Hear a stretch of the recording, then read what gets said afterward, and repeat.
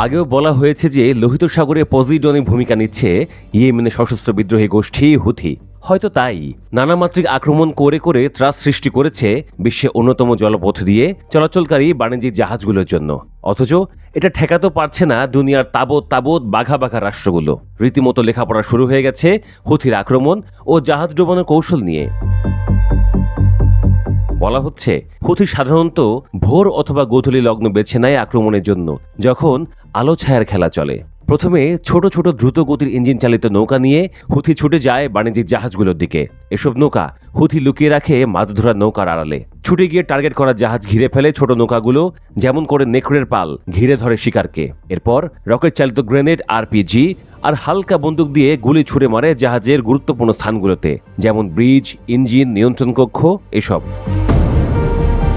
প্রাথমিকভাবে এই আক্রমণ করে জাহাজে অস্থির পরিবেশ সৃষ্টি করার পরপরই বোমা বহনকারী ড্রোন দিয়ে আকাশ থেকে হামলা চালানো হয়। এটি দ্বিতীয় ধাপ। এগুলোও জাহাজের গুরুত্বপূর্ণ সব স্থানে সুইসাইড ড্রোনের মতো ছুটে গিয়ে বিস্ফোরণ ঘটায়। ড্রোন নিয়ন্ত্রণ করা হয় মাইলকে মাইল দূর থেকে। দ্বিতীয় ধাপের আক্রমণের পর আসলে জাহাজের ক্রুদের কিছু একটা করার থাকে না। তারা জাহাজকে পরিত্যক্ত ঘোষণা দিয়ে প্রাণ বাঁচাতে সাগরে ঝাঁপ দেয়, নয়তো লাইফ বোট নিয়ে পালায়, অথবা হুথির কাছে আত্মসমর্পণের জন্য প্রস্তুত থাকে।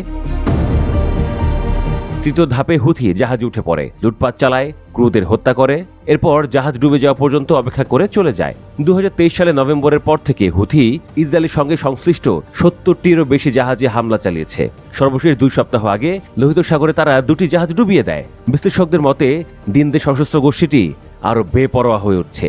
হুথি দাবি করে তারা ইসরায়েল সংশ্লিষ্ট জাহাজগুলোকে লক্ষ্য করে হামলা চালায়। ইসরায়েলের বন্দরে নোঙর করা জাহাজও তাদের লক্ষ্যবস্তু। তবে তারা এমন অনেক জাহাজেও হামলা করেছে যেগুলোর সঙ্গে ইসরায়েলের কোনো সম্পর্ক নেই।